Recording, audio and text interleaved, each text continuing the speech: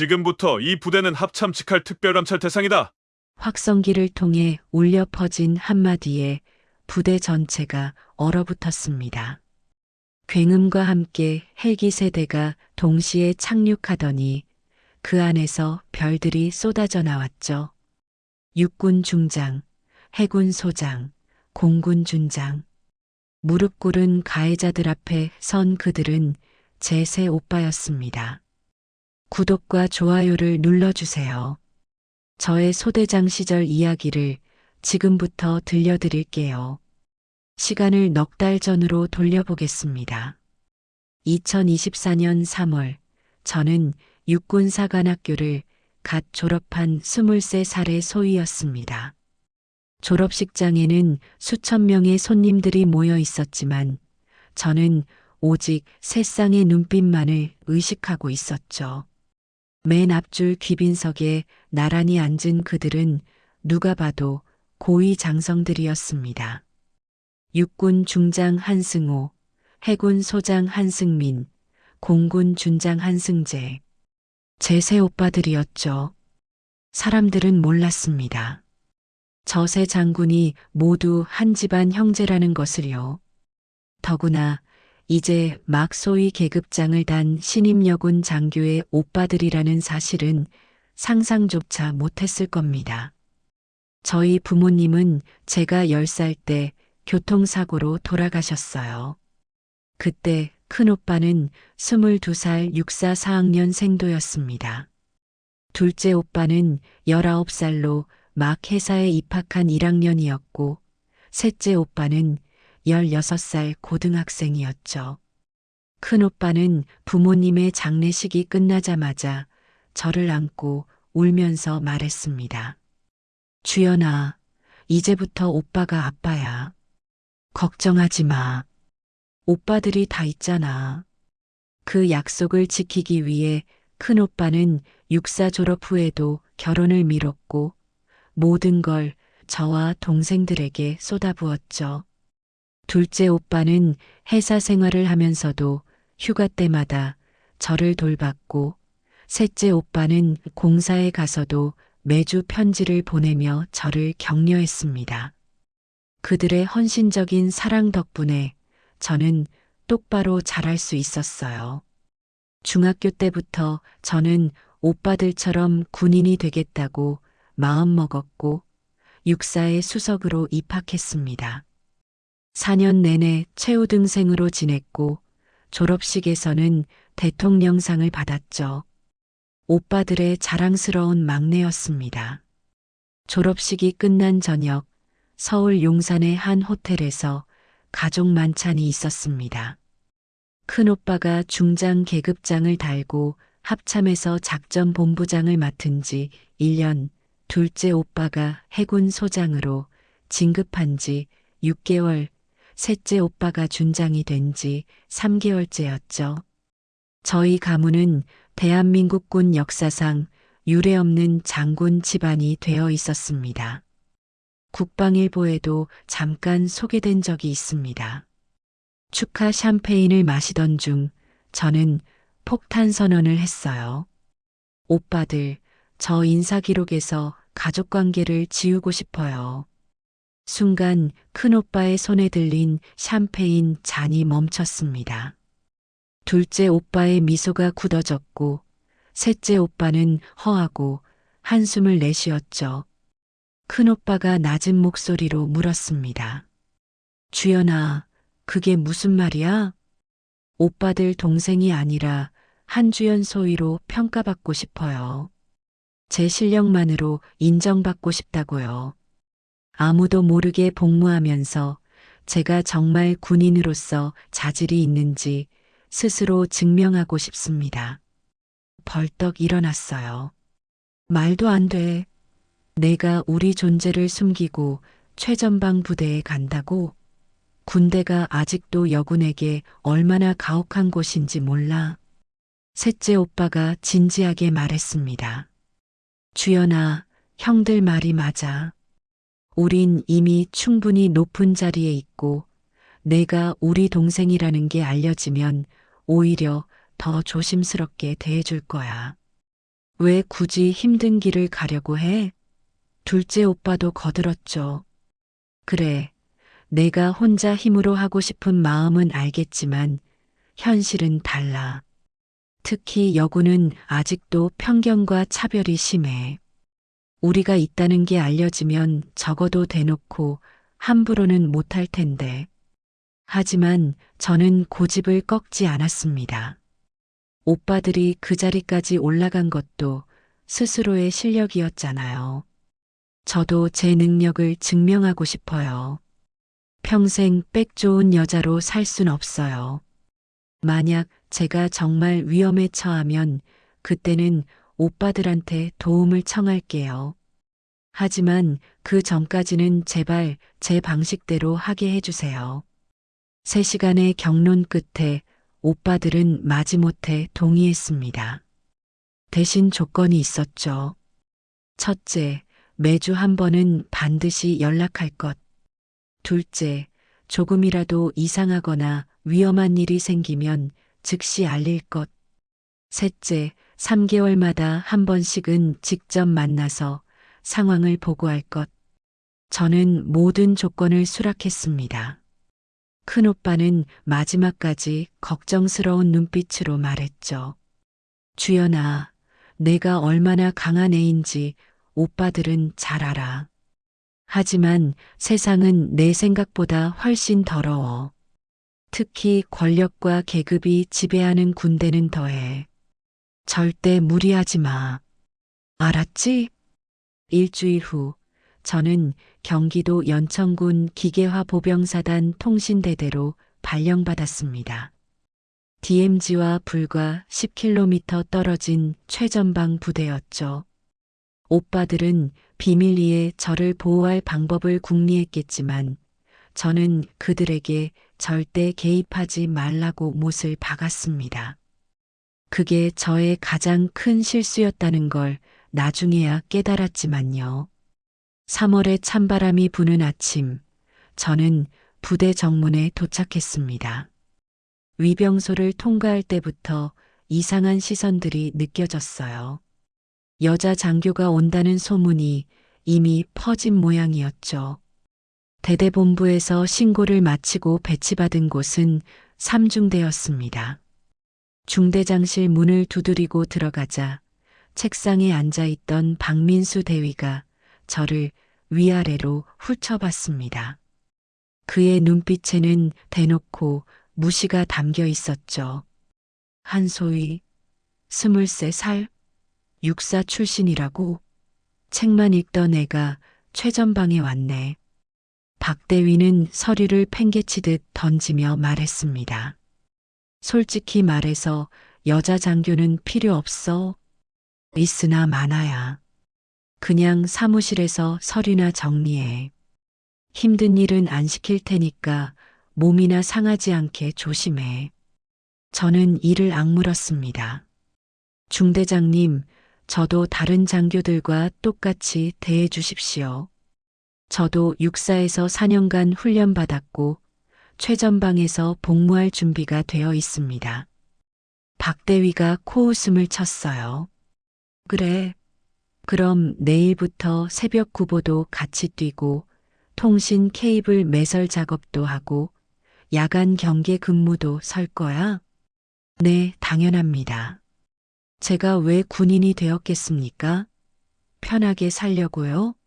아니면 나라를 지키려고요? 순간 박 대위의 표정이 굳어졌지만 이내 비릿한 미소를 지었습니다. 좋아. 마음대로 해봐. 며칠 못 가서 울면서 그만두게 될 테니까. 참고로 우리 상사분이 좀 까칠해. 잘 보이도록 노력해. 안내받아 들어갔을 때 거기엔 우람한 체구의 김상식 상사가 있었습니다. 그는 일어서지도 않고 의자에 비스듬히 기댄 채 저를 쳐다봤죠. 한소희, 여자가 무슨 군대야. 치마나 입고 있지. 그의 첫마디부터 모욕이었습니다. 저는 참고 정중하게 대답했어요. 열심히 배우겠습니다. 잘 부탁드립니다.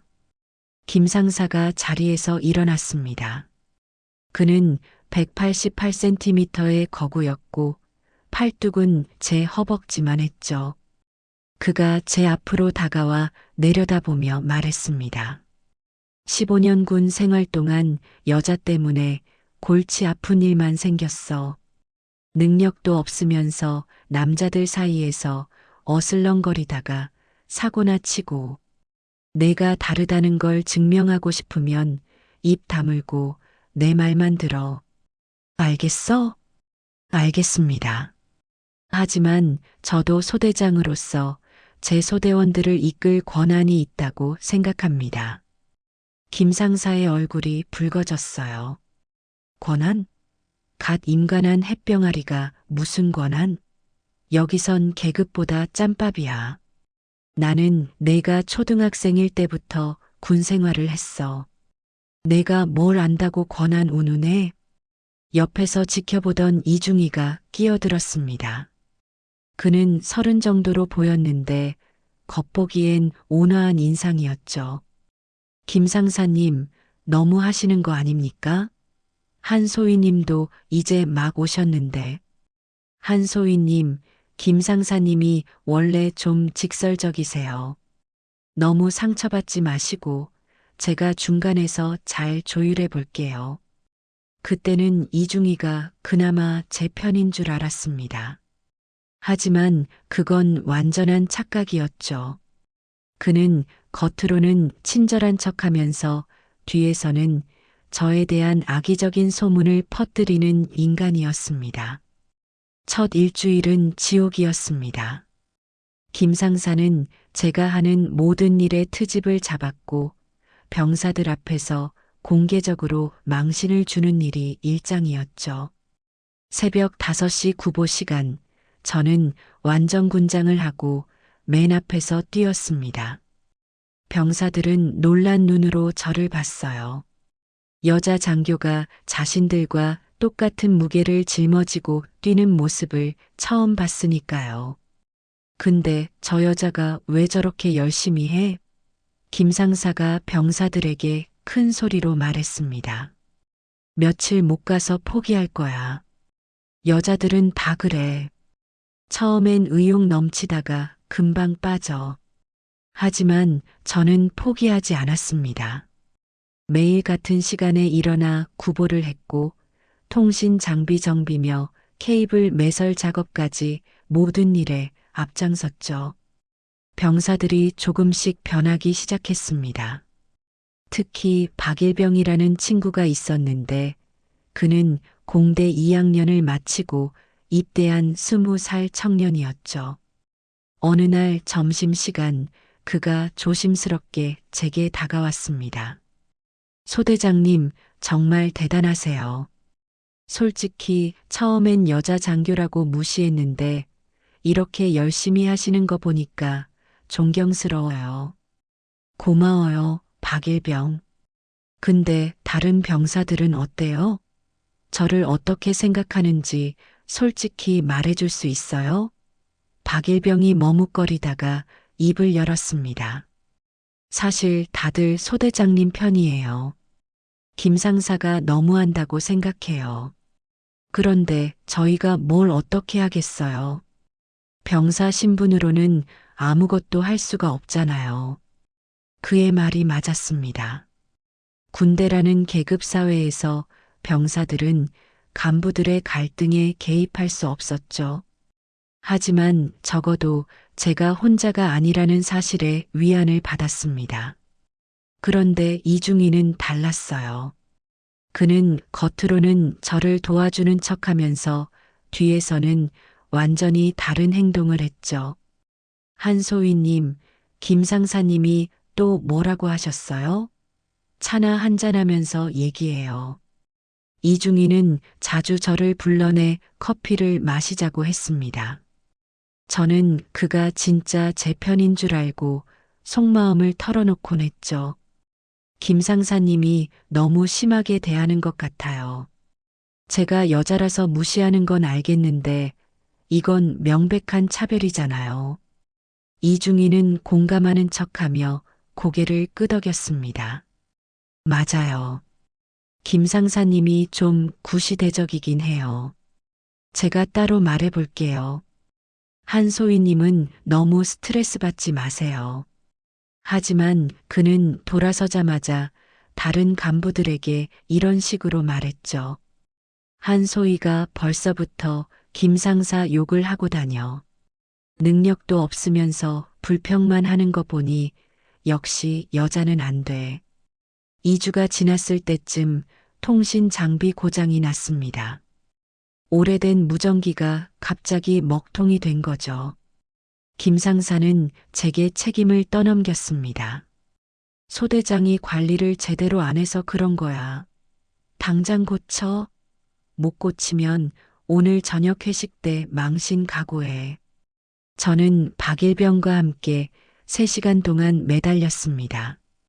박일병이 전자공학도답게 문제를 찾아냈죠. 회로 기판이 노후화되어 있었고 저희는 예비 부품으로 교체했습니다. 무전기가 다시 작동하기 시작했을 때 박일병이 환하게 웃었어요. 해냈어요, 소대장님. 우리가 해냈어요. 그날 저녁 회식 자리에서 김 상사는 못마땅한 표정으로 말했습니다. 운이 좋았네.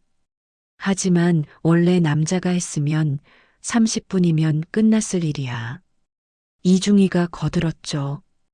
그래도 한소희님이 열심히 하신 건 인정해줘야죠. 여자치고는 나름 괜찮은 편이에요. 여자치고는이라는 말이 비수처럼 가슴에 박혔습니다. 저는 술잔을 들며 억지로 미소를 지었죠. 그런데 김 상사가 갑자기 제 앞으로 술병을 밀었습니다. 군대에서는 원샷이 기본이야. 할 수 있겠어? 아니면 여자라서 못해? 저는 술을 잘 못합니다. 하지만 그 순간 거절하면 또 빌미를 잡힐 것 같아 받아 마셨죠. 독한 소주가 목구멍을 태웠습니다. 김 상사가 박수를 치며 비웃었어요. 오호, 대단한데? 한 잔 더 가자. 그날 저는 억지로 5잔을 마셨습니다. 화장실에 가서 몰래 토하고 다시 돌아와 아무렇지 않은 척했죠. 박대위도 이중희도 아무도 저를 말리지 않았습니다. 오히려 즐기는 표정이었어요. 그날 밤 숙소로 돌아와 침대에 쓰러졌을 때 처음으로 오빠들이 그리웠습니다. 하지만 연락할 수 없었죠. 제가 스스로 선택한 길이니까요. 한 달이 지나면서 김 상사의 괴롭힘은 더욱 심해졌습니다. 그는 제가 작성한 보고서를 병사들 앞에서 찢어버리기도 했고 일부러 저녁 늦게까지 쓸데없는 일을 시키기도 했죠. 한 번은 새벽 2시에 저를 깨워 장비 점검을 하라고 명령했습니다. 소대장이니까 책임져야지. 장교는 24시간 근무야. 저는 묵묵히 일어나 장비실로 갔습니다. 그런데 이상했어요. 장비는 멀쩡했고 아무 문제가 없었죠. 다음 날 아침 김 상사가 비웃으며 말했습니다. 어제 장비 점검 잘했어? 별일 없었지? 당연하지. 내가 일부러 깨운 거니까.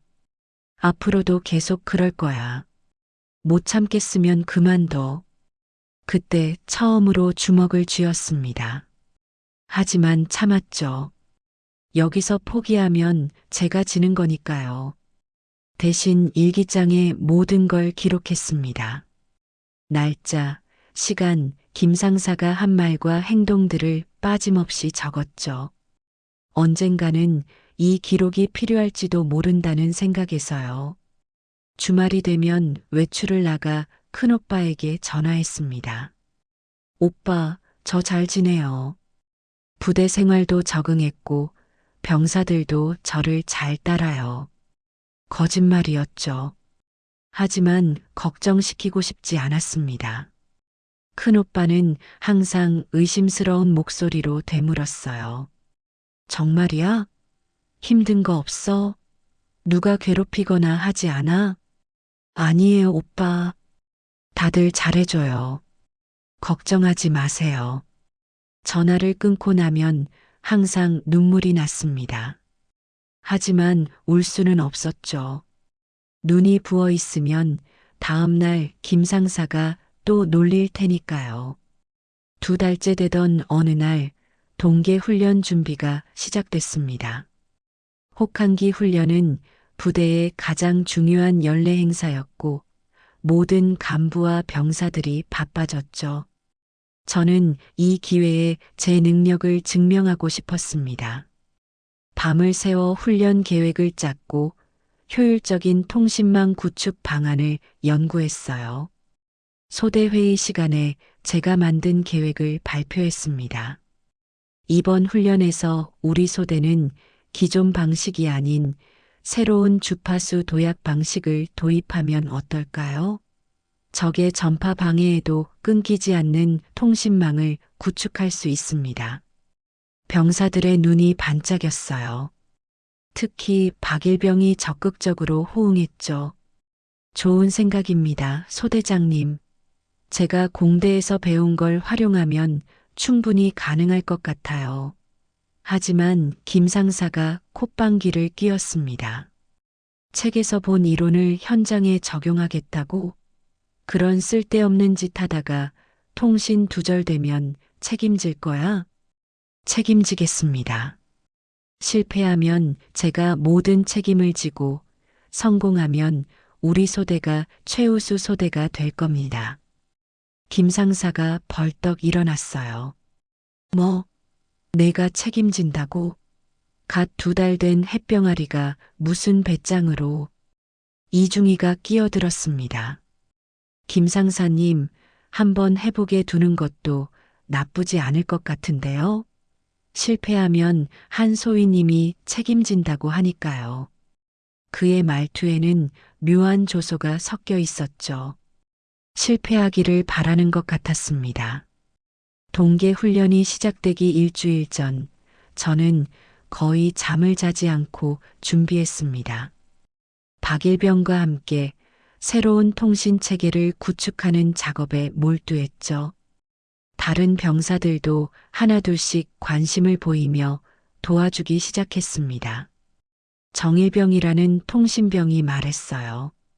소대장님, 이런 방식은 처음 보는데 정말 신기해요. 이게 진짜 되면 대박일 것 같은데요? 될 거예요. 우리가 함께 만드는 거니까요. 저는 병사들과 함께 밤늦게까지 장비를 점검하고 새로운 주파수 설정을 테스트했습니다. 병사들의 사기는 눈에 띄게 올라갔죠. 그들은 처음으로 자신들이 하는 일에 자부심을 느끼기 시작했습니다. 하지만 김 상사는 이 모든 걸 못마땅하게 봤습니다. 쓸데없는 짓 하지 말고 원래대로 해. 괜히 사고 치면 다 내 책임이야. 그는 틈만 나면 제 계획을 비난했고 병사들에게도 압박을 가했죠. 야, 너희들 저 여자 말 듣다가 훈련 망치면 다 영창 갈 줄 알아. 그런데 이상한 일이 일어났습니다. 병사들이 김 상사에게 대들기 시작한 거예요. 물론 대놓고는 아니었지만 소극적인 저항을 했죠. 김 상사님, 그래도 한번 해보면 좋지 않을까요? 소대장님 계획이 꽤 그럴듯한데요. 박일병이 용기를 내어 말했습니다. 김 상사의 얼굴이 벌겋게 달아올랐어요. 뭐, 일병 주제에 어디서 개기는 거야? 저는 빨리 개입했습니다. 김 상사님, 병사들은 제 지시를 따른 것뿐입니다. 화내실 거면 저한테 하세요. 김 상사가 저를 노려봤죠. 좋아, 한소희. 대신 이번 훈련에서 조금이라도 실수하면 각오해. 너 때문에 우리 소대가 망신당하면 가만 안 둘 거야. 드디어 동계 훈련 첫날이 밝았습니다. 영하 15도의 강추위 속에서 훈련이 시작됐죠. 저희 소대는 계획대로 새로운 통신망을 구축했습니다. 처음엔 불안해하던 병사들도 점점 자신감을 갖기 시작했어요. 통신이 한 번도 끊기지 않고 완벽하게 작동했거든요. 훈련 3일째 되는 날 예상치 못한 일이 발생했습니다. 가상 적군의 전파 방해 공격이 시작된 거예요. 다른 소대들의 통신망이 하나둘씩 마비되기 시작했습니다. 1소대 통신 두절, 2소대도 먹통입니다. 상황실이 아수라장이 됐죠. 하지만 우리 3소대의 통신은 멀쩡했습니다. 주파수 도약 방식 덕분에 전파 방해를 피할 수 있었던 거죠. 대대장이 직접 물었습니다. 3소대, 어떻게 통신이 유지되는 거야? 제가 대답했죠. 새로운 주파수 도약 방식을 적용했습니다. 적의 전파 방해를 회피할 수 있습니다. 잠시 침묵이 흐른 후 대대장의 목소리가 들렸습니다. 훌륭해. 3소대가 우리 대대를 살렸다. 병사들이 환호성을 질렀어요. 해냈어요. 우리가 해냈어요. 박일병은 감격해서 눈물까지 흘렸죠. 소대장님 최고예요. 정말 대단해요. 하지만 김상사의 표정은 싸늘했습니다. 그는 한마디 칭찬도 하지 않고 돌아섰죠.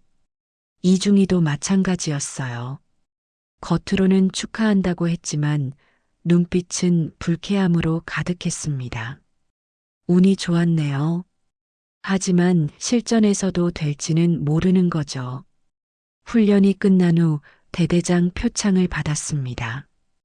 통신대대 창설 이래 최초로 여군 장교가 최우수 소대장으로 선정된 거죠. 시상식에서 대대장이 말했습니다. 한 소위의 혁신적인 사고와 리더십이 우리 대대를 빛냈습니다. 모두 본받기 바랍니다. 그날 저녁 회식이 있었습니다. 분위기는 좋았지만 김상사와 이중희의 표정은 어두웠죠. 술이 몇 순배 돌고 나서 김상사가 갑자기 일어섰습니다. 그는 비틀거리며 제 앞으로 왔어요. 잘났어. 정말 잘났어. 여자가 뭘 했다고 이렇게 설치는 거야? 김상사님, 술이 과하신 것 같은데요.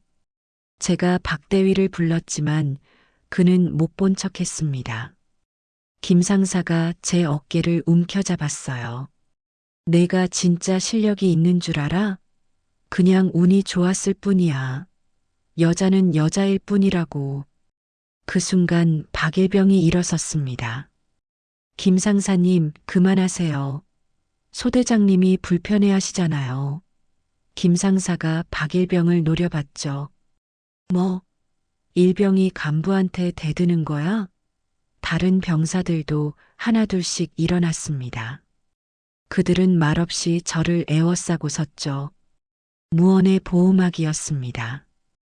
김상사가 주먹을 휘두르려는 순간 제가 그의 팔을 잡았습니다. 육사에서 배운 합기도 기술로 그의 팔을 비틀었죠. 김상사님, 이제 그만하세요. 저도 참는 데 한계가 있습니다. 김상사는 깜짝 놀란 표정으로 팔을 빼냈어요. 씨발년이. 두고 보자. 그는 욕을 내뱉으며 자리를 떠났습니다. 이중희가 다가와 걱정스러운 척 말했죠. 한소희님 괜찮아요? 김상사님이 술 먹으면 좀 그래요. 너무 마음에 담지 마세요. 하지만 그의 눈빛은 즐거워 보였습니다. 마치 재미있는 구경을 했다는 듯이요. 그날 밤 숙소로 돌아와서 큰오빠에게 전화했습니다. 오빠, 저 표창 받았어요. 최우수 소대장으로 선정됐어요. 큰오빠의 목소리가 밝아졌어요. 정말? 우리 주연이가 최고구나. 그런데 목소리가 왜 그래? 무슨 일 있어? 아니에요. 그냥 훈련 때문에 피곤해서 그래요. 걱정하지 마세요. 전화를 끊고 나서 한참을 울었습니다. 왜 이렇게 힘들까? 왜 여자라는 이유만으로 이런 대우를 받아야 할까? 하지만 포기할 순 없었죠. 여기서 무너지면 김상사 같은 인간들이 이기는 거니까요.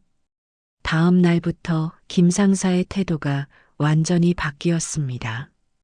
그는 대놓고 저를 무시하기 시작했죠. 제가 지시를 내려도 듣지 않았고 병사들에게 직접 명령을 내렸습니다. 야, 소대장 말 듣지 마. 내 말만 들어. 알았냐? 병사들은 난감해했습니다. 계급상 소대장인 제 명령을 따라야 하는데 실질적인 권력을 가진 김상사가 반대 명령을 내리니까요. 박일병이 조심스럽게 제게 말했어요. 소대장님, 저희가 도와드리고 싶은데 김상사님이 너무 무서워요. 어떻게 해야 할지 모르겠어요. 걱정하지 마세요. 제가 해결할게요. 하지만 어떻게 해결해야 할지 막막했습니다.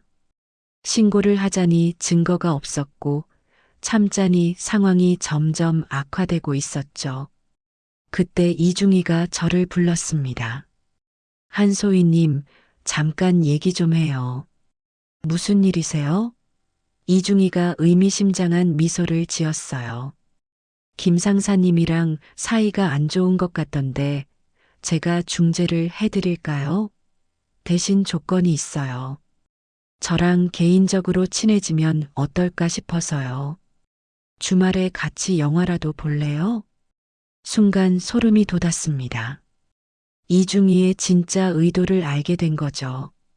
죄송하지만 그런 만남은 원하지 않습니다. 공과 사는 구분해야죠. 이중희의 표정이 차갑게 변했어요. 그래요? 그럼 앞으로 힘들어질 텐데. 김상사님을 적으로 돌리는 것도 모자라 저까지요? 그날 이후로 저는 완전히 고립됐습니다. 김상사와 이중희가 손을 잡고 저를 괴롭히기 시작한 거죠. 이중희는 다른 간부들에게 제가 김상사를 폭행했다는 거짓 소문을 퍼뜨렸습니다. 한소희가 회식 자리에서 김상사님 팔을 꺾었대요. 여자가 무서워요, 무서워. 히스테리가 있는 것 같던데요. 박대위조차 저를 의심의 눈초리로 보기 시작했습니다. 한소희, 요즘 부대 분위기가 안 좋아. 내가 너무 나댄 것 아니야? 여자가 조용히 있어야지. 왜 이렇게 문제를 일으키고 다녀? 저는 항변하고 싶었지만 소용없다는 걸 알았죠. 이미 모든 간부들이 저를 문제아로 낙인 찍은 상태였으니까요. 3월 말의 어느 날 밤이었습니다. 저는 야간 당직을 서고 있었죠. 새벽 2시쯤 통신실을 점검하러 갔는데 갑자기 불이 꺼졌습니다.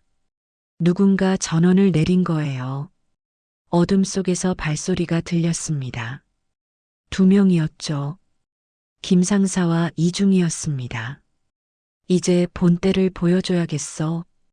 김상사의 목소리가 어둠 속에서 울렸습니다. 저는 본능적으로 위험을 느끼고 출구 쪽으로 움직였지만 이중희가 문을 막고 섰죠. 어디 가세요? 우리끼리 얘기 좀 해야죠. 한소희님은 너무 건방져요. 가르쳐줘야 해요. 저는 호신용 전술펜을 꺼내 들었습니다. 한 발자국만 더 가까이 오면 정당방위로 간주하겠습니다. 하지만 김상사는 비웃었죠. 정당방위? 누가 믿어줄 것 같아? 여기는 깜깜한데 목격자도 없고 우리 둘이 여자 하나 못 이긴다고 할 것 같아? 김상사가 다가왔습니다. 저는 전술펜으로 그의 손목을 찔렀지만 그는 아랑곳하지 않고 제 머리채를 움켜잡았어요. 이중희가 뒤에서 제 팔을 붙잡았죠. 저는 필사적으로 저항했습니다. 육사에서 배운 모든 격투 기술을 동원했지만 2명의 건장한 남자를 상대하기엔 역부족이었어요. 김상사의 주먹이 제 복부를 가격했습니다. 숨이 막혔죠. 그리고 그의 군화발이 제 오른쪽 무릎을 정확히 걷어찼습니다. 뚝 하고 십자인대가 끊어지는 소리가 들렸어요. 저는 비명을 지르며 바닥에 쓰러졌습니다. 끔찍한 고통이 무릎에서 시작되어 온몸으로 퍼져나갔죠. 이제 알겠어? 여자 주제에 까불면 이렇게 되는 거야. 김상사가 쓰러진 제게 침을 뱉었습니다. 이중희가 차갑게 말했죠. 훈련 중에 혼자 넘어져서 다친 걸로 하면 돼요. 어차피 여자는 약하니까 다들 믿을 거예요. 증거도 없고요. 그들이 떠난 후 저는 한참 동안 바닥에 누워 있었습니다. 무릎은 퉁퉁 부어오르고 조금만 움직여도 칼로 베는 듯한 고통이 느껴졌죠. 기어서라도 나가야 했지만 몸이 움직이지 않았어요. 그때 누군가 통신실로 들어왔습니다. 박일병이었어요. 소대장님, 괜찮으세요? 박일병이 저를 발견하고 놀라서 달려왔습니다. 저는 겨우 입을 열었죠. 박일병, 도와줘요. 그가 저를 부축해 일으켰지만 무릎에 힘이 들어가지 않았어요. 소대장님, 누가 이런 짓을... 제가 의무대로 모셔다 드릴게요. 의무대에 도착했을 때 군의관이 물었습니다. 어떻게 다친 거예요? 이중희가 먼저 나타나 대답했죠. 야간 점검 중에 혼자 계단에서 넘어졌다고 합니다. 여자들은 밤에 시야 확보가 잘 안 되잖아요. 군의관이 고개를 끄덕였어요. 그럴 수 있죠. 일단 엑스레이 찍어봅시다. 검사 결과 전방 십자인대 완전 파열이었습니다. 군의관이 심각한 표정으로 말했죠. 수술이 필요해요. 이대로 두면 평생 제대로 걸을 수 없을 겁니다. 하지만 박 대위가 나타나 말했어요. 과잉 진료 아닙니까? 그냥 깁스하고 안정 취하면 되는 거 아니에요? 대위님, 이건 심각한 부상입니다. 군의관이 무언가 더 말하려는데 군의관의 말을 박 대위가 끊었어요. 우리 부대에서 수술 보낼 여유가 없어요. 그냥 보존적 치료로 가죠. 한소희도 군인인데 이 정도는 참아야죠.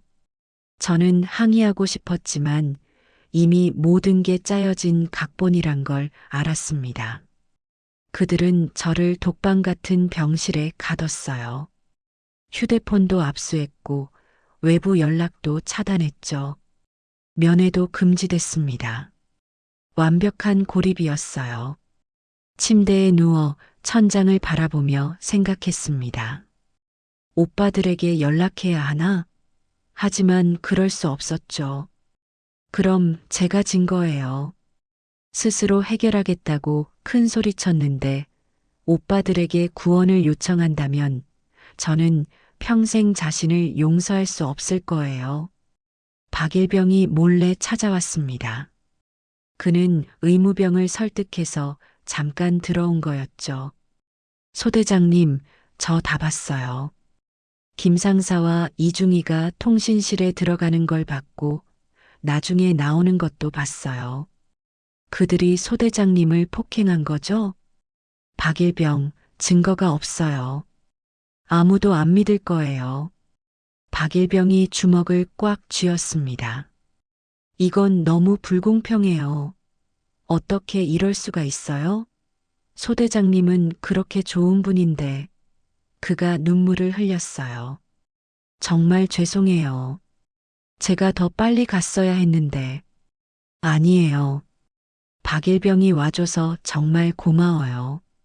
덕분에 더 큰 일을 막을 수 있었어요. 박일병이 무언가 결심한 듯한 표정으로 말했습니다. 소대장님, 제가 꼭 도와드릴게요. 방법을 찾을 거예요. 그들이 한 짓을 절대 용서할 수 없어요. 일주일이 지났습니다. 무릎은 여전히 부어 있었고 통증은 줄어들지 않았죠. 제대로 된 치료를 받지 못해서 상태는 오히려 악화되고 있었어요. 그러던 어느 날 박대위가 찾아왔습니다. 한소희, 이제 그만 인정해. 여자는 군대에 맞지 않아. 의가사 제대 신청하는 게 어때? 저는 단호하게 거절했습니다. 안 합니다. 저는 끝까지 복무할 거예요. 박대위가 한숨을 쉬었죠. 고집도 대단하네. 좋아. 그럼 계속 여기 누워 있어. 언제까지 버티나 보자. 그가 나가고 나서 저는 일기장을 꺼냈습니다. 떨리는 손으로 모든 걸 기록했죠. 날짜, 시간, 그들이 한 말과 행동들을. 그날 밤 박일병이 다시 찾아왔습니다. 이번엔 무언가를 들고 있었어요. 소대장님, 이거 보세요. 그것은 제 일기장을 찍은 사진이었습니다. 제가 놀라서 물었죠. 이걸 어떻게? 소대장님이 항상 일기 쓰시는 거 알고 있었어요. 혹시 몰라서 복사해뒀어요. 이걸로 뭔가 할 수 있을 것 같아서요. 박일병의 결심은 단호했습니다. 그는 제 일기장을 사진으로 찍은 후 자신의 수첩에 목격한 모든 것을 기록하기 시작했죠. 소대장님, 제가 증인이 되겠습니다. 그날 밤 김상사와 이중희가 통신실로 들어가는 것도 봤고 나중에 나오는 것도 봤어요.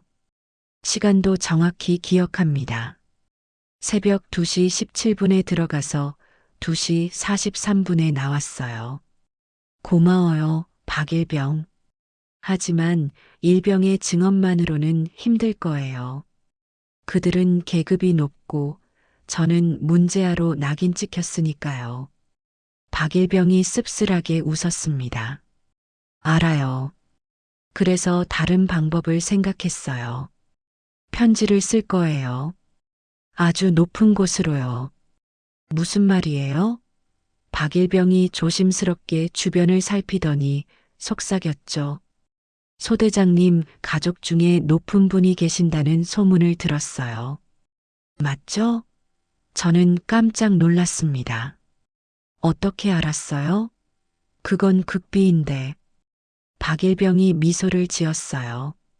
병사들 사이에는 비밀이 없어요. 다들 짐작하고 있었지만 소대장님이 숨기시니까 모른 척한 거예요. 하지만 저는 고개를 저었습니다. 안 돼요. 가족의 힘을 빌리면 제가 스스로 선택한 길을 부정하는 거예요. 박일병이 답답한 표정으로 말했죠. 소대장님, 이건 자존심의 문제가 아니에요. 범죄예요. 그들이 소대장님을 폭행하고 다치게 했어요. 이대로 두면 또 다른 피해자가 생길 거예요. 그의 말이 맞았습니다. 하지만 저는 여전히 망설였죠. 그때 박일병이 결정적인 한마디를 했습니다. 소대장님이 참는 건 용기가 아니라 방관이에요. 진짜 용기는 잘못된 걸 바로잡는 거예요. 그 말에 저는 아무 대답도 할 수 없었습니다. 며칠 후 박일병이 편지를 들고 왔어요. 소대장님, 제가 편지를 썼어요. 합참의장님께 보낼 거예요. 소대장님 허락 없이는 안 보낼게요. 하지만 꼭 읽어보세요. 저는 떨리는 손으로 편지를 받아 읽었습니다. 존경하는 합참의장님께 저는 연천 기계화 보병사단 통신대대 3중대에서 복무 중인 박모 일병입니다. 죄송하지만 긴급히 알려드릴 일이 있어 이렇게 편지를 씁니다. 저희 소대장인 한주연 소위님이 상관들에게 폭행을 당해 십자인대가 파열되는 중상을 입었습니다. 편지는 상세했습니다. 제가 겪은 모든 일, 김상사의 지속적인 괴롭힘, 이중희의 이중적 태도, 그리고 결정적인 폭행 사건까지 박일병은 자신이 목격한 것과 제 일기장의 내용을 종합해 완벽한 고발장을 만들었죠. 박일병, 이걸 정말 보낼 거예요? 위험해요. 당신도 보복당할 수 있어요. 박일병이 단호하게 대답했습니다. 저는 군대 끝나면 나가는 사람이에요. 하지만 소대장님은 앞으로도 계속 군인으로 살아야 하잖아요. 제가 할 수 있는 건 이것뿐이에요. 그날 밤 저는 한참을 고민했습니다. 오빠들에게 이 사실이 알려지면 어떻게 될까? 아마 부대 전체가 뒤집어질 거예요. 하지만 이대로 두면 김상사와 이중희는 계속 다른 사람들을 괴롭힐 거고 저는 평생 이 트라우마를 안고 살아야 할 거예요. 다음 날 아침 저는 박일병에게 말했습니다. 보내세요. 하지만 한 가지 조건이 있어요. 제 가족 얘기는 빼주세요. 그냥 부당한 일을 겪은 여군 장교의 이야기로만. 박일병이 고개를 끄덕였어요. 알겠습니다. 소대장님 뜻대로 하겠습니다. 박일병은 편지를 다시 썼습니다. 이번엔 제 가족 배경을 빼고 순수하게 사건 자체만 적었죠. 하지만 그는 영리했어요. 편지 말미에 이렇게 적었습니다. 혹시 이 사건이 제대로 조사되지 않는다면 저는 언론이나 국회에라도 알릴 생각입니다. 한 사람의 인생이 걸린 일입니다. 편지가 발송된 후 일주일이 지났습니다. 아무 일도 일어나지 않았죠. 박일병은 초조해했지만 저는 오히려 담담했어요. 역시 안 되는구나. 일개 병사의 편지 따위 아무도 신경 안 쓰겠지. 하지만 저는 몰랐습니다. 그 편지가 예상치 못한 경로를 거쳐 정말로 합참의 장실에 도착했다는 것을요. 열흘째 되는 날이었습니다. 병실에 누워 있는데 갑자기 복도가 소란스러워졌어요. 중무장한 헌병들이 들이닥쳤고 뒤이어 정복 차림의 고위 장교들이 나타났죠. 그리고 그 뒤에서 3명의 남자가 걸어 들어왔습니다. 저는 숨이 멎는 줄 알았어요. 큰 오빠, 둘째 오빠, 셋째 오빠, 육군 중장, 해군 소장, 공군 준장의 정복을 입은 3사람이 제 병실에 서 있었습니다. 큰 오빠의 얼굴은 돌처럼 굳어 있었고 눈에는 무서운 분노가 타오르고 있었죠. 주연아. 그 한마디에 저는 눈물이 쏟아질 것 같았습니다. 오빠들, 어떻게 제 병실에 창백하게 누워있는 저를 본 둘째 오빠가 주먹을 떨었어요. 누가 이런 짓을 했어? 누가 감히 내 동생을? 셋째 오빠는 아무 말 없이 제 무릎의 깁스를 바라봤습니다. 그의 턱 근육이 바르르 떨리고 있었죠. 큰 오빠가 제 손을 잡았습니다. 그의 손은 떨리고 있었어요. 미안하다 주연아. 오빠가 지켜주지 못해서 미안해. 내 고집대로 하게 해준 게 잘못이었어. 저는 고개를 저었습니다. 아니에요 오빠. 제가 선택한 거예요. 그런데 어떻게 알았어요? 큰 오빠가 편지 한 장을 보여줬습니다. 박일병이 보낸 그 편지였죠. 어떤 용감한 병사가 합참으로 편지를 보냈더구나. 우연히 내 손에 들어왔어. 처음엔 평범한 민원인 줄 알았는데 한주연이라는 이름을 보게 되었다. 그런데 큰 오빠가 말을 멈췄어요.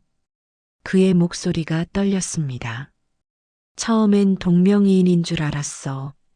우리 주연이가 이런 일을 겪고 있을 리 없다고 생각했지. 하지만 부대와 소속을 확인하는 순간 큰오빠의 목소리가 메마른 분노로 변했습니다. 내가 그놈들을 직접 처리하겠다. 둘째 오빠가 제 차트를 들어 올렸어요. 십자인데 완전 파열인데 수술도 안 했다고? 이게 무슨 개 같은 처치야? 군의관을 당장 불러. 셋째 오빠가 조용히 말했습니다. 형, 일단 주연이를 서울로 후송시켜야 해. 국군 수도병원에서 제대로 치료받게 하고 우리는 여기 일을 처리하자. 큰오빠가 복도로 나가며 명령했습니다. 지금부터 이 부대는 합참 직할 특별감찰 대상이다. 모든 간부는 즉시 집합하라. 그의 목소리는 천둥처럼 복도를 울렸고 순식간에 부대 전체가 발칵 뒤집혔죠. 대대장이 허둥지둥 달려왔지만 큰오빠는 그를 거들떠보지도 않았습니다. 둘째 오빠가 해군 특수부대 의무병들을 불렀어요. 내 동생을 즉시 헬기로 후송한다. 서울 국군 수도병원에 수술 준비를 하라고 연락해. 십자인대 재건술 최고 전문의를 대기시켜. 의무병들이 일사불란하게 움직이기 시작했습니다. 셋째 오빠는 제 곁에 앉아 조용히 말했어요. 주연아, 이제 걱정하지 마. 오빠들이 다 처리할게. 너는 그냥 치료에만 전념해. 저는 눈물을 참으며 고개를 저었습니다. 오빠, 제가 스스로 해결하고 싶었어요. 그런데 결국 오빠들한테 의지하게 됐네요. 셋째 오빠가 제 머리를 쓰다듬었어요. 바보야, 이건 내가 해결할 수 있는 수준을 넘어선 범죄야. 폭행, 상해, 직권남용, 은폐, 공모 이건 군형법 위반이고 중범죄야. 군법이 얼마나 무서운지 모르는 놈이구나. 내가 참고 있었다는 게 오히려 대단한 거야. 그때 밖에서 고함 소리가 들렸습니다. 뭐야? 왜 내 사무실을 뒤지는 거야? 김상사의 목소리였어요. 이어서 둘째 오빠의 차가운 목소리가 들렸죠. 김상식 상사, 지금부터 당신을 폭행치상 혐의로 조사한다. 저항하면 즉시 구속한다. 이게 무슨 소리야? 나는 아무것도 이중희의 목소리도 들렸습니다. 오해가 있으신 것 같은데요. 한소희는 훈련 중에 넘어진 겁니다. 둘째 오빠가 그의 말을 잘랐어요. 닥쳐. 공범인지 아닌지는 조사해보면 안다. 둘 다 연행해. 제가 들것에 실려 나갈 때 복도에서 그들과 마주쳤습니다. 김상사와 이중희는 헌병들에게 둘러싸여 있었죠. 김상사가 저를 보더니 독사 같은 눈으로 노려봤어요. 내년이 고자질했구나. 하지만 큰오빠가 그의 앞을 막아섰습니다. 내 동생을 한 번만 더 쳐다보면 군법이 아니라 내가 직접 처리한다. 큰오빠의 목소리는 낮고 차가웠지만 그 안에 담긴 살기는 김상사를 얼어붙게 만들었죠. 김상사가 큰오빠의 계급장을 보고는 급히 고개를 숙였습니다. 그제야 상황의 심각성을 깨달은 것 같았어요. 헬기 안에서 셋째 오빠가 제 손을 꼭 잡고 있었습니다. 주연아, 박일병이라는 친구가 보낸 편지 말이야. 정말 용감한 병사더라. 그가 아니었으면 우리는 영영 몰랐을 거야. 저도 고개를 끄덕였어요. 네, 정말 좋은 친구예요. 제가 쓰러졌을 때도 도와줬고, 걱정하지 마. 그 친구는 우리가 특별히 보호할게. 남은 군생활 편하게 할 수 있도록 조치하고, 제대 후에도 취업까지 책임질게. 용기 있는 행동에는 반드시 보상이 따라야지. 서울에 도착해서 바로 수술을 받았습니다. 최고의 의료진이 대기하고 있었고 6시간에 걸친 대수술이 진행됐죠. 십자인대를 재건하고 손상된 연골을 복구하는 수술이었습니다. 마취에서 깨어났을 때 새 오빠가 모두 제 곁에 있었어요. 수술은 성공적이었대. 큰 오빠가 안도의 한숨을 쉬었습니다. 재활만 잘하면 완전히 회복할 수 있다고 해. 다행이야, 정말 다행이야. 둘째 오빠가 덧붙였죠. 그런데 조금 더 늦었으면 영구 장애가 남을 뻔했대. 그놈들이 얼마나 세게 찬 거야. 그때 병실 문이 열리고 박대위가 들어왔습니다. 그는 바짝 겁에 질린 표정이었죠. 저 한소희님 문병 왔습니다. 정말 죄송합니다. 제가 중대장으로서 관리를 제대로 못해서 셋째 오빠가 차갑게 말했어요. 박민수 대위, 당신도 조사 대상이야. 부하가 폭행당하는 걸 방조하고 치료까지 막았다면서? 아닙니다. 저는 정말 몰랐습니다. 박대위가 필사적으로 변명했지만 큰오빠가 서류 뭉치를 들어보였어요. 여기 당신이 서명한 진료 거부 서류가 있는데 십자인대 파열인데도 수술을 막은 이유가 뭐지? 예산 절감? 아니면 사건 은폐? 박대위가 무릎을 꿇었습니다. 잘못했습니다. 정말 죄송합니다. 한 번만 용서해 주십시오. 둘째 오빠가 코웃음을 쳤어요. 용서? 내 동생이 평생 불구가 될 뻔했는데 용서를 바라. 꿈도 꾸지 마. 넌 끝났어. 3일 후 부대에서 온 소식이 전해졌습니다. 합동감찰단이 부대를 완전히 뒤집어 놓았다고 했죠. 컴퓨터, 휴대폰, 모든 기록을 압수하고 부대원 전원을 개별 면담했다고 합니다. 그 과정에서 충격적인 사실들이 드러났어요. 김 상사는 과거에도 여러 차례 부하들을 폭행한 전력이 있었고 이중희는 여군 부사관들을 성희롱한 일도 있었다는 거예요. 다만 모두 쉬쉬하며 덮어왔던 거죠. 박대위는 이 모든 걸 알면서도 묵인하고 있었고요. 큰오빠가 제게 보고했습니다. 김 상사는 구속됐어. 폭행치상, 직권남용 등으로 최소 10년은 나올 거야. 이중희도 마찬가지고 박대위는 파면 처리될 예정이야. 대대장도 문책으로 전역 조치됐고 저는 복잡한 심정이었습니다. 그들이 벌을 받는 건 당연하지만 이렇게 큰 일이 될 줄은 몰랐거든요. 오빠, 쟤 때문에 부대 전체가 엉망이 됐네요. 큰오빠가 단호하게 말했어요. 내 때문이 아니야. 그들의 죄 때문이지. 썩은 부분은 도려내야 해. 그래야 건강한 조직이 되는 거야. 병실에 누워 있는 동안 많은 사람들이 찾아왔습니다. 병사들이 단체로 문병을 왔는데 모두 눈물을 흘리며 사과했어요. 소대장님, 저희가 겁쟁이였어요. 알면서도 도와드리지 못해서 죄송해요. 저는 그들을 하나하나 안아주며 말했죠. 아니에요. 여러분은 아무 잘못이 없어요. 계급이라는 벽 앞에서 할 수 있는 게 없었잖아요.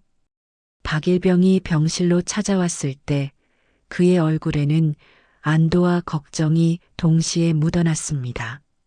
소대장님, 이제야 진실이 밝혀졌네요. 정말 다행이에요. 그런데 제가 편지 보낸 것 때문에 화나지 않으셨어요? 저는 그의 손을 꼭 잡았어요. 박일병, 당신이 아니었으면 저는 아직도 그 지옥에 있었을 거예요. 정말 고마워요. 평생 잊지 못할 거예요. 그때 병실 문이 벌컥 열리고 누군가 뛰어들어왔습니다.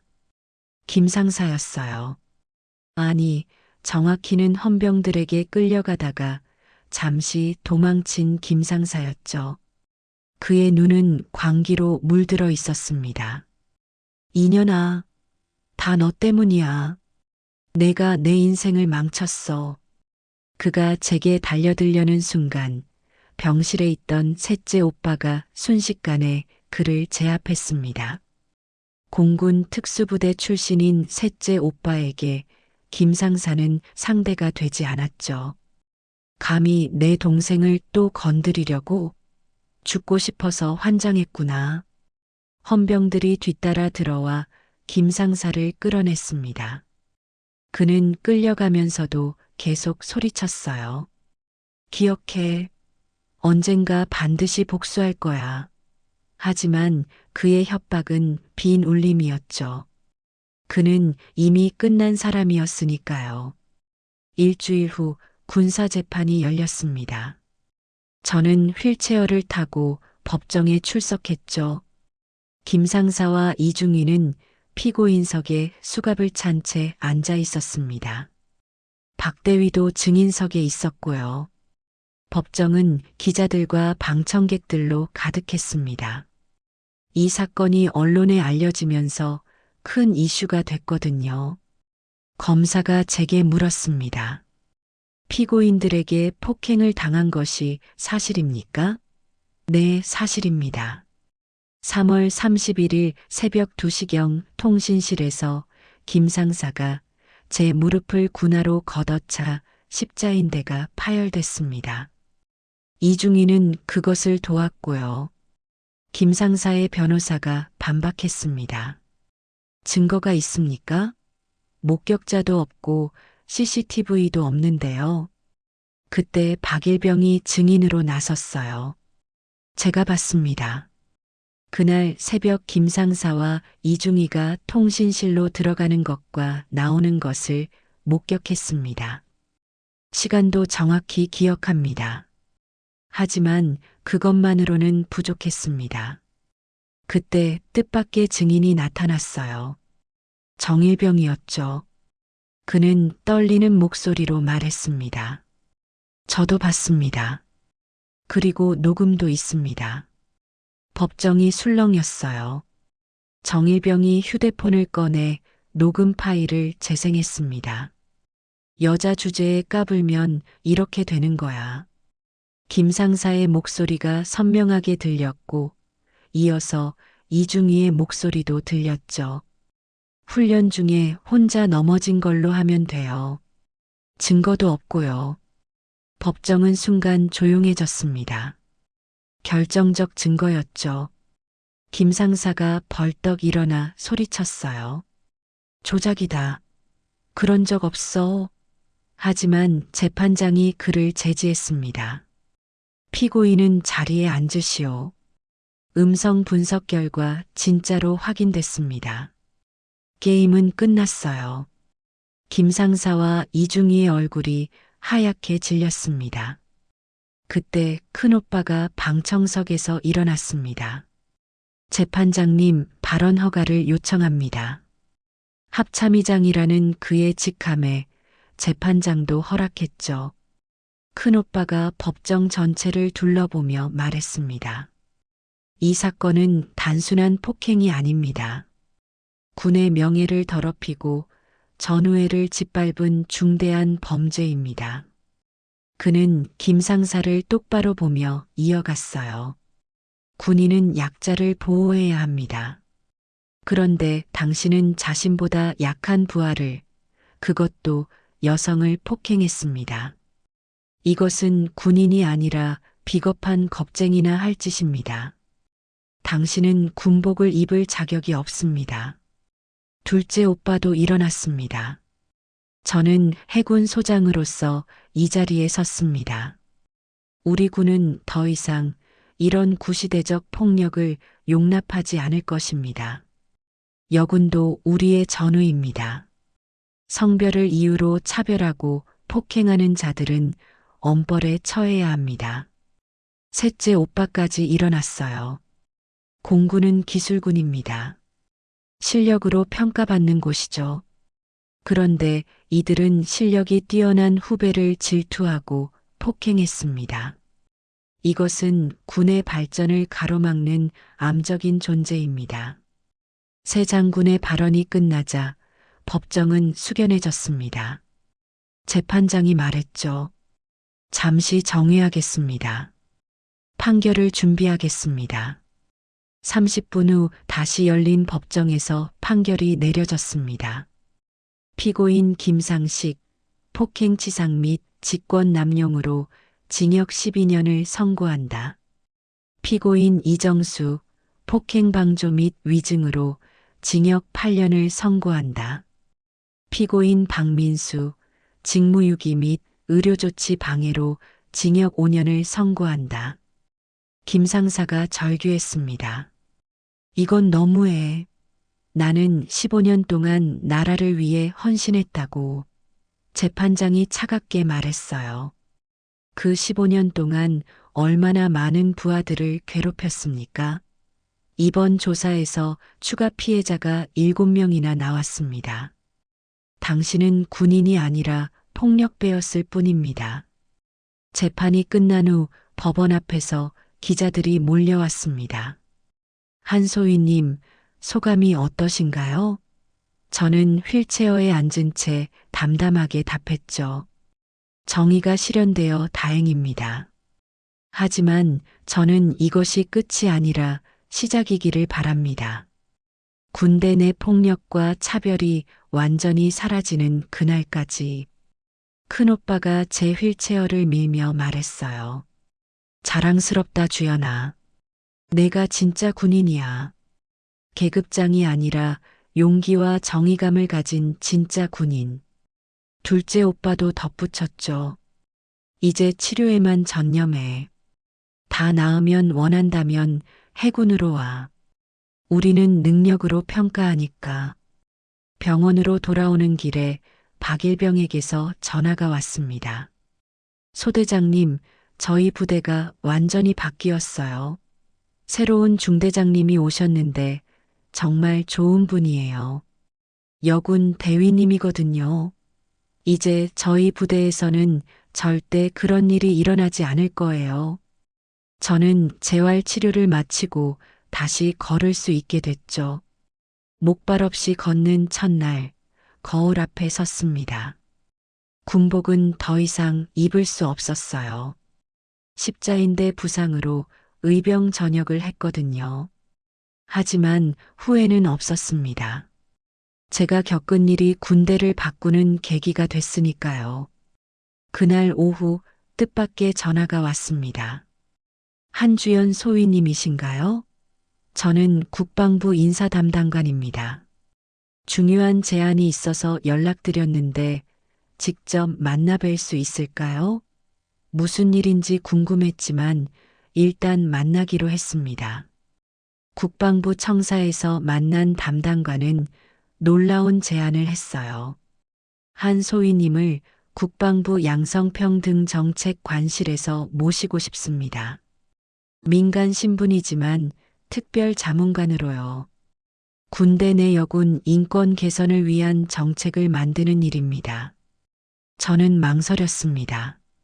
군복을 벗었는데 다시 군과 관련된 일을 해야 할까? 하지만 담당관의 다음 말에 마음이 움직였죠. 한소희님이 겪은 일 이후로 정군에서 비슷한 신고가 쏟아지고 있습니다. 피해자들이 용기를 낸 거죠. 그들을 도와주실 분이 필요합니다. 그때 복도에서 누군가 뛰어오는 소리가 들렸습니다. 문이 벌컥 열리더니 한 여성이 숨을 헐떡이며 들어왔어요. 죄송합니다. 늦었죠? 저는 강미진 대위입니다. 통신대대 3중대 중대장이에요. 저는 깜짝 놀랐습니다. 제가 있던 그 부대에 여군 중대장이 부임했다니. 강 대위가 제 손을 꼭 잡으며 말했어요. 한소희님 덕분에 제가 그 자리에 갈 수 있었어요. 이제 그 부대는 완전히 달라졌습니다. 여군들이 안심하고 복무할 수 있는 곳이 됐어요. 하지만 아직 끝나지 않은 일이 있었습니다. 바로 그 순간 담당관의 휴대폰이 울렸어요. 그가 전화를 받더니 얼굴이 하얗게 질렸습니다. 뭐라고요? 김 상사가 탈옥했다고요? 심장이 멎는 것 같았습니다. 김 상사가 교도소를 탈옥했다는 거예요. 호송 차량에서 도주했는데 행방이 묘연하다고 했죠. 담당관이 급히 말했습니다. 한소희님, 일단 안전한 곳으로 모셔야겠습니다. 김 상사가 복수하려 들 수도. 아니에요. 저는 도망치지 않을 거예요. 그가 오면 정면으로 맞설 겁니다. 더 이상 도망치고 숨는 건 싫어요. 강 대위가 걱정스러운 눈으로 말했죠. 하지만 위험해요. 그 인간이 무슨 짓을 할지 몰라요. 바로 그때 제 휴대폰이 울렸습니다. 모르는 번호였어요. 혹시 몰라 받았더니 김 상사의 목소리가 들렸습니다. 잘 지내나, 한주연? 너 때문에 내 인생이 끝장났어. 이제 내 차례야. 어디 있는 거예요? 제가 침착하게 물었습니다. 그가 낄낄 웃었어요. 궁금해? 곧 알게 될 거야. 아, 그리고 내 친구 박일병 말이야. 걔도 조심하라고 전해. 순간 분노가 치밀어 올랐습니다. 박일병은 건드리지 마세요. 그는 아무 상관없는 사람이에요. 아무 상관없다고? 걔가 날 이렇게 만든 장본인인데? 전화가 끊겼습니다. 저는 즉시 박일병에게 연락했지만 전화를 받지 않았어요. 불안감이 엄습했습니다. 담당관이 즉시 경찰에 신고했고 부대에도 연락을 취했죠. 1시간 후 충격적인 소식이 전해졌습니다. 박일병이 부대 밖에서 습격당했다는 거예요. 다행히 목숨은 건졌지만 중상을 입어 병원에 입원했다고 했죠. 저는 참을 수가 없었습니다. 당장 박일병이 있는 병원으로 가겠다고 했어요. 하지만 그때 큰오빠에게서 전화가 왔습니다. 주연아, 지금 어디야? 김 상사가 탈옥했다는 소식 들었어. 당장 안전한 곳으로 와. 오빠 박일병이 다쳤어요. 저 때문에. 제가 가봐야 해요. 안 돼. 그게 김 상사의 함정일 수도 있어. 내가 나타나기를 기다리는 거야. 하지만 저는 이미 결심했습니다. 더 이상 도망치지 않을 거예요. 이번엔 제가 직접 끝낼 거예요. 오빠, 저를 믿어주세요. 연천의 병원에 도착했을 때 이미 해가 지고 있었습니다. 박일병은 중환자실에 있었어요. 얼굴이 퉁퉁 부어 있고 팔에는 깁스를 했더군요. 그가 저를 보자 힘겹게 미소를 지었습니다. 소대장님 오셨네요. 걱정 마세요. 전 괜찮아요. 미안해요. 정말 미안해요. 제 때문에 이런 일이 저는 눈물을 참을 수 없었습니다. 박일병이 고개를 저었어요. 아니에요. 제가 선택한 일이었어요. 후회 안 해요. 그런데 소대장님, 김 상사가 이상한 말을 했어요. 오늘 밤 모든 게 끝난다고. 그때 병실 전등이 갑자기 꺼졌습니다. 정전이었어요. 순간 소름이 돋았죠. 복도에서 발소리가 들렸습니다. 천천히 하지만 확실하게 다가오는 발소리. 저는 박일병을 보호하며 문을 노려봤습니다. 문이 열리고 검은 그림자가 나타났습니다. 김 상사였어요. 그의 손에는 흉기가 들려 있었죠. 드디어 만났네, 한주연. 이제 끝내자. 저는 박일병 앞을 막아섰습니다. 원한이 있으면 저한테만 하세요. 박일병은 놔주세요. 김 상사가 광기 어린 웃음을 터뜨렸어요. 둘 다 죽일 거야. 너희 때문에 내 인생이 망가졌어. 그가 흉기를 들고 달려들었습니다. 저는 육사에서 배운 모든 격투 기술을 동원해 막았지만 무릎 부상 때문에 제대로 움직일 수 없었어요.